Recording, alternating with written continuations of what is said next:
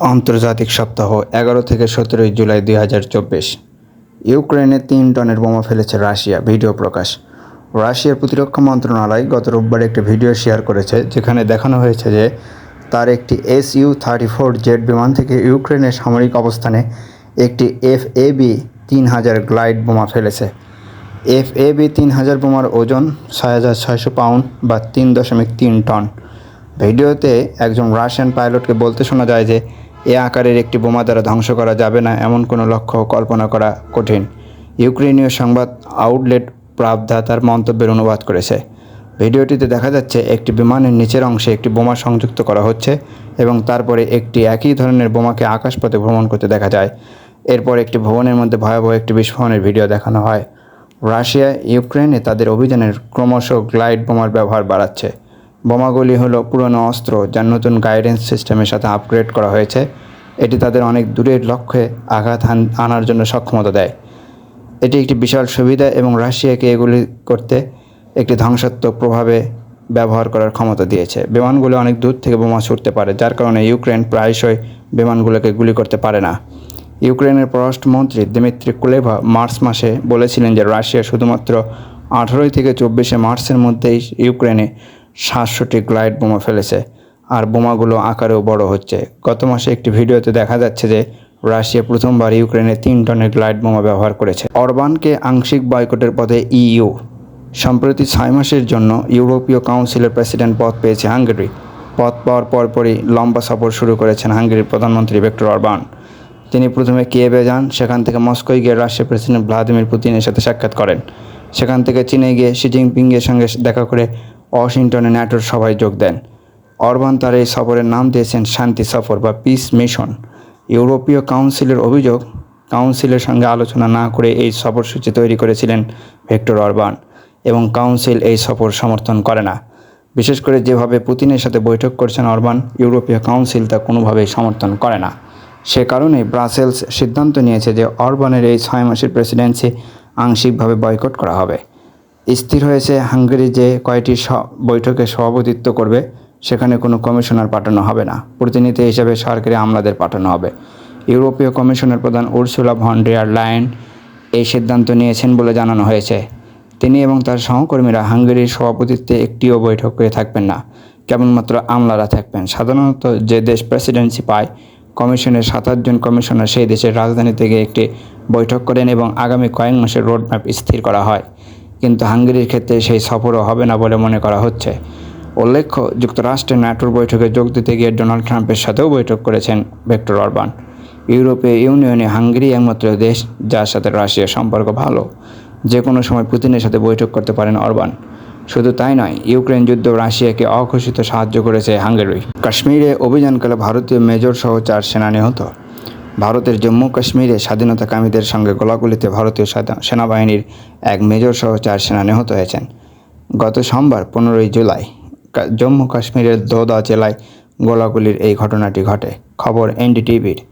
কর্মকর্তাদের বরাত দিয়ে সংবাদ মাধ্যমটি জানায়, স্বাধীনতাকামীদের উপস্থিতির সুনির্দিষ্ট তথ্য পেয়ে দোদা জেলার দেশায় গত সোমবার যৌথ অভিযান চালায় ভারতের সেনাবাহিনী ও জম্মু কাশ্মীর পুলিশ। রাত 9টার দিকে যৌথ বাহিনী স্বাধীনতাকামীদের মুখোমুখি হলে তুমুল গোলাগুলি শুরু হয়। গত সপ্তাহেও জম্মু কাশ্মীরের কাঠুয়ায় অভিযান চালাতে গিয়ে নিহত হয়েছেন 5 জন সেনা। প্রতিবেদন অনুযায়ী এই অঞ্চলে অভিযান চালাতে গিয়ে গত 32 মাসে 48 ভারতীয় সেনা প্রাণ হারিয়েছে। বেইজিংয়ে পুনরায় বসছে হামাস ফাতাহ ঐক্য আলোচনা। প্রায় 3 মাস স্থগিত থাকার পর ফের শুরু হচ্ছে ফিলিস্তিনের 2 প্রভাবশালী রাজনৈতিক গোষ্ঠী ফাতাহ ও হামাসের মধ্যে ঐক্য সংলাপ। 2 গোষ্ঠীর একাধিক জ্যেষ্ঠ নেতা গত সোমবার রয়টার্সকে এই তথ্য নিশ্চিত করেছেন। নেতারা জানিয়েছেন, চলতি জুলাই মাসের শেষ দিক থেকে শুরু হবে সংলাপ। আগের মতো দুপক্ষের বৈঠক বসছে বেইজিংয়ে। গাজা, পশ্চিম তীর এবং পূর্ব জেরুজালেম 3 ভূখণ্ডের সমন্বয়ে গঠিত ফিলিস্তিন। 2007 সাল থেকে গাজা উপত্যকা নিয়ন্ত্রণ করছে সশস্ত্র রাজনৈতিক গোষ্ঠী হামাস। অন্যদিকে পশ্চিম তীর ও পূর্ব জেরুজালেমে ক্ষমতায় রয়েছে রাজনৈতিক দল ফাতাহ নেতৃত্বাধীন জোট ফিলিস্তিন কর্তৃপক্ষ। ফিলিস্তিনের প্রেসিডেন্ট মাহমুদ আব্বাস ফাতাহর শীর্ষ নেতা।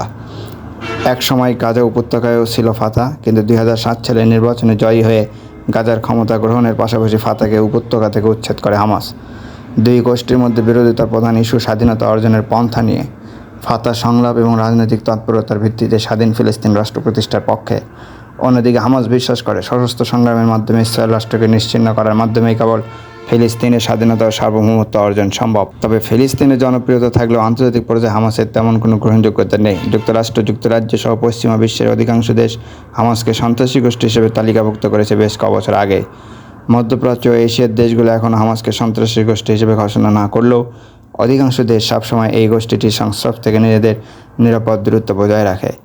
অন্যদিকে ফাতার নেতৃত্বাধীন জোট ফিলিস্তিনি কর্তৃপক্ষ আন্তর্জাতিক পরিমণ্ডলে ফিলিস্তিনের বৈধ শাসক হিসেবে স্বীকৃত।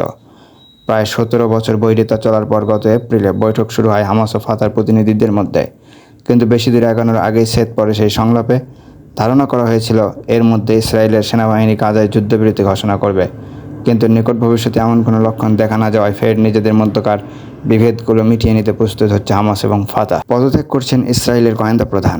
ইসরায়েল ডিফেন্স ফোর্সেস IDF এর গোয়েন্দা প্রধান মেজর জেনারেল আহরন হালিভা পদত্যাগ করতে যাচ্ছেন। আগামী কয়েক সপ্তাহের মধ্যে তিনি তা করবেন বলে IDF সূত্রের উদ্ধৃতি দিয়ে জেরুজালেম পোস্ট জানিয়েছে। গত এপ্রিল মাসে পদত্যাগের ঘোষণা করেছিলেন হালিভা। মে মাসের প্রথম দিকে IDF প্রধান লেফটেন্যান্ট জেনারেল হার্জি হালিভি তার স্থলাভিষিক্ত হিসেবে IDF অপারেশনস কমান্ডের 2 নম্বর শলমি বাইন্ডারের নাম ঘোষণা করেন।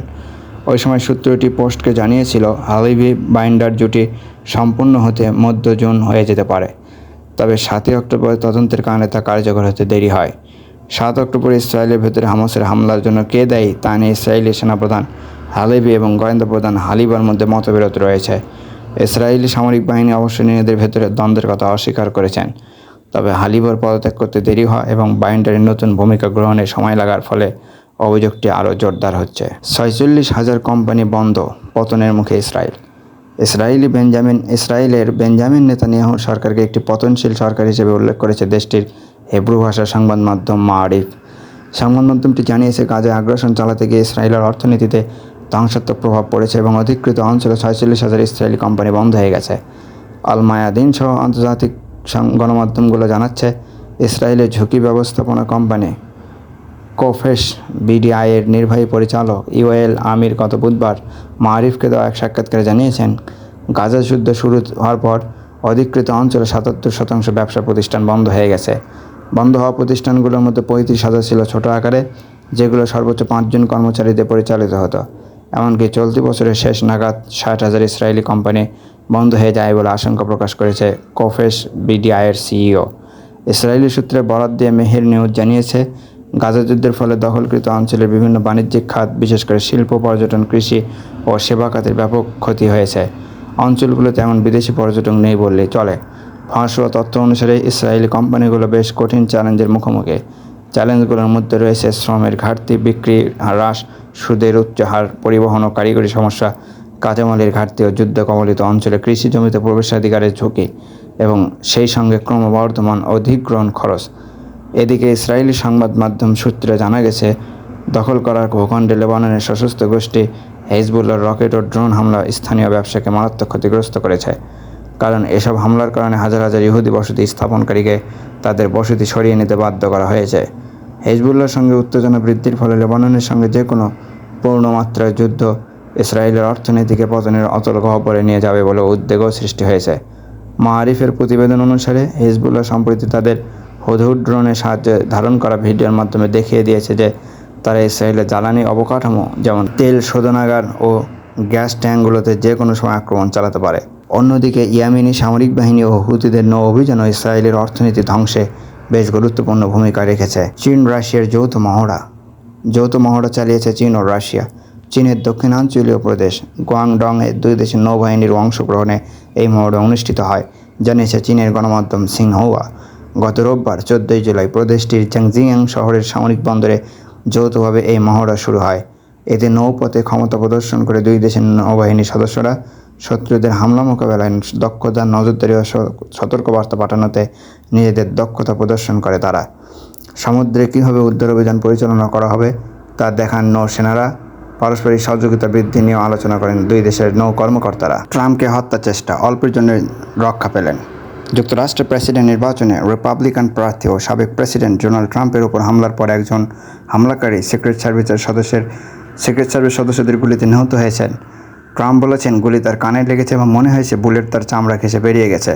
পেনসিলভানিয়া এক সমাবেশে ট্রাম্পের উপর দৃশ্যত প্রাণঘাতী হামলার চেষ্টা করা হয়েছে। দেশটির স্থানীয় সময় গত শনিবার নির্বাচনী প্রচারকালে হামলার শিকার হন ডোনাল্ড ট্রাম্প।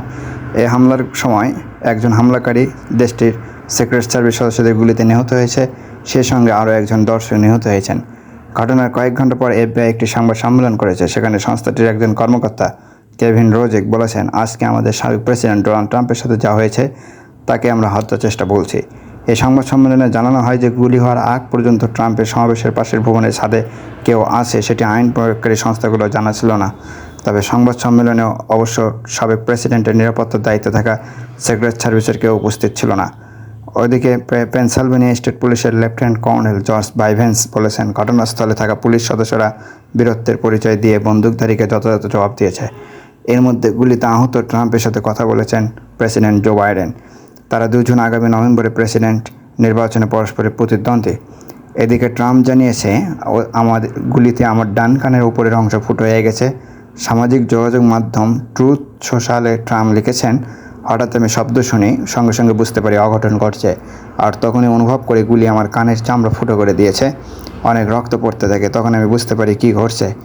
এক ভিডিওতে দেখা যাচ্ছে ট্রাম্প মেঝেতে বসে পড়েছেন এবং এরপর তিনি যখন দাঁড়ান তখন তার মুখের একপাশে রক্ত দেখা যাচ্ছিল। প্রেসিডেন্ট জো বাইডেন এবং ভাইস প্রেসিডেন্ট কামালা হ্যারিস হামলার ঘটনায় তীব্র নিন্দা জানিয়েছেন। এদিকে ঘটনার পর এক পোস্টে সাবেক প্রেসিডেন্ট ট্রাম্প দ্রুত ব্যবস্থা নেওয়ার কারণে সিক্রেট সার্ভিস ও অন্যান্য আইন প্রয়োগকারী সংস্থাগুলোকে ধন্যবাদ জানিয়েছেন।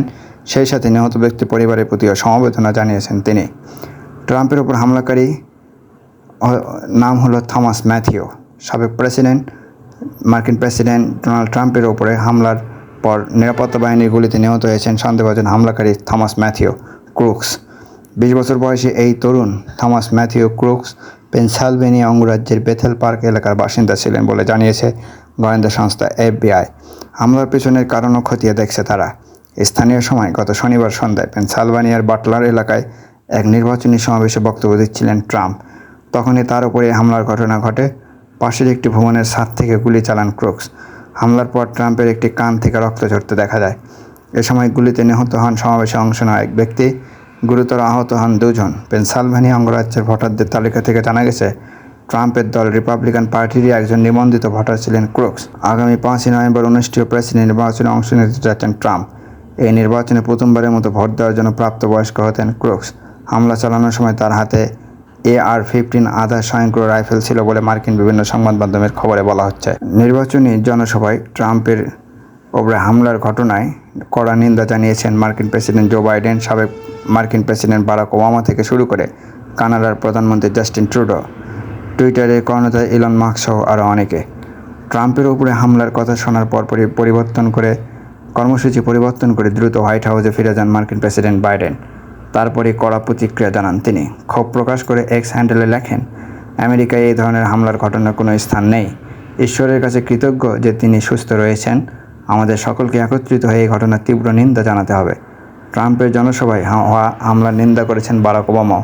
টুইটারে তিনি লেখেন, আমাদের গণতন্ত্রে রাজনৈতিক সহিংসতার কোনো জায়গা নেই। ট্রাম্প নিরাপদে আছেন শুনে স্বস্তি পেলাম। এই ঘটনার কড়া প্রতিক্রিয়া শোনা গেছে মার্কিন পররাষ্ট্র সচিব অ্যান্টনি ব্লিংকেনের গলাতেও।